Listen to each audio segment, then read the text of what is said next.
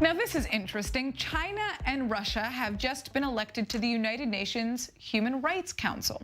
The two nations were voted onto the 47-member council in a secret ballot yesterday, but their appointment is coming under fire since both have been condemned internationally for their human rights records. China has been most recently criticized for its treatment of Uyghur Muslims and its handling of pro-democracy protests in Chinese-controlled Hong Kong. Now, as you might imagine, Israel and the U.S. are some of the main critics here. The U.S. actually quit the Human Rights Council back in 2018 over what it claims is chronic bias against Israel and a lack of real reform. Well, we have the editor-in-chief and the CEO of the Algemeiner joining us from New York, Dovid Efune. So first of all, break down what the UN Human Rights Council actually does. What is their role? Well, ostensibly, and I start with the words ostensibly because never has there really been a greater gulf between the intention and the actuality of an institution. Ostensibly, it's supposed to look out for and advocate for human rights around the world and against human rights violators.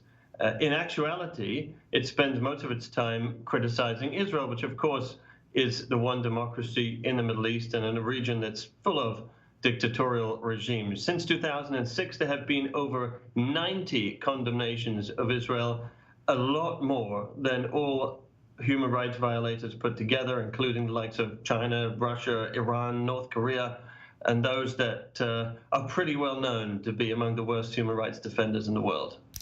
Well, what does it mean now that China and Russia have been elected? I mean, what kind of impact will their leadership have in a council like this? Well, the election of Russia and China have been referred to a case of the foxes guarding the hen house.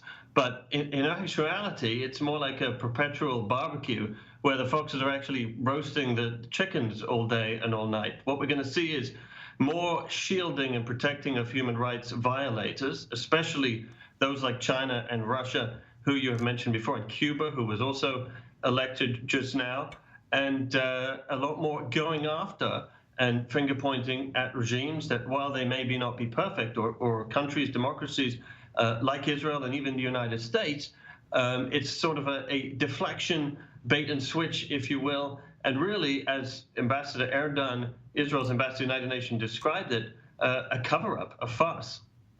Now, this certainly is not the first time that nations accused of major human rights violations have been elected to the council. Why does this continue to happen in your eyes?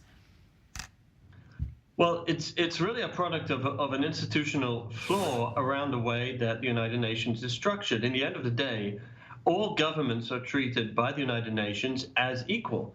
We know, of course, that not all systems of government are equal. And unfortunately, there are a large amount of countries around the world that are governed by dictatorships and theocracies and all kinds of forms of government that are not favorable for human rights and the treatment of minorities and the citizens in general. So a much better version of the United Nations, which of course is a pipe dream to even speak of, would be one whereby a commitment to human rights was actually rewarded with greater influence and greater strength and opportunity within the forums of the United Nations. What we have today is that all voices are treated equal, and you end up with large groups of human rights violators and really badly run countries making decisions that affect everybody around the world. All right, now you spoke about Israel and basically about its coverage in the UN Human Rights Council. Israel's ambassador to the UN, Gilad Erdan, has had a lot of choice words about this specific appointment. He's new on the job. I mean, what can we expect from him when it comes to representing Israel in the United Nations? Well, he's come in at quite a strange time in two ways. First of all, because of the coronavirus pandemic, he's not able to sort of engage people directly and build those person-to-person relations.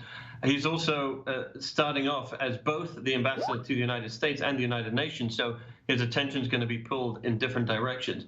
But certainly, he's been responding to the big ticket items that affect Israel and the United States, and he has been using some strong words. I'll also stress I interviewed his predecessor, Ambassador Danon, in his final interview on the job.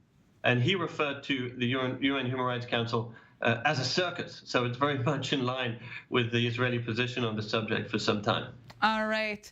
Dovid Efune, thank you so much for joining us and breaking that down.